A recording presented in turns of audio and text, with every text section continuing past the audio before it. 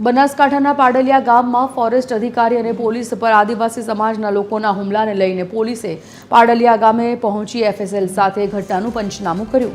આ ઘટના પુનરાવર્તન ન થાય તે માટે બનાસકાંઠા જિલ્લા પોલીસ સજ્જ બની હતી। સમગ્ર જિલ્લાની પોલીસનો કાફલો ખડકી દેવાયો હતો। પાડલિયા ગામમાં પંચનામું કરવા માટે મોટી સંખ્યામાં પોલીસે સુરક્ષા માટે વ્રજ સહિતના વાહનો અને હથિયારો સાથે પોલીસ પાડલિયા ગામે પહોંચી।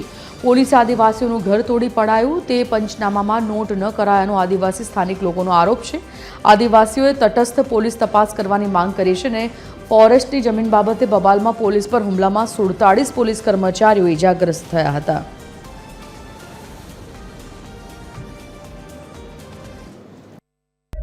तो पहला ये लोगों ने हमें स्थल पर जो आदिवासी विधवा बहन मकान पाड्યું એ બતાવ્યું। પછી એમના પછી આદિવાસી બાઈનો જે કૂવો 35-40 હાથ ઊંડો હતો એ પૂરણ કરી દીધો બતાવ્યું અને ખેતરમાં વાવેતર કરેલી જગ્યામાં ખાડા ખોદ્યા એ પણ બતાવ્યું એમને। પણ એ કેટલું લે છે એ ખબર નથી, પણ સરકારી ગાડીને જે નુકસાન થયું હતું એ ઝીણવટ ભરીને એક એક નાના ટુકડો જોઈને જોતા હતા।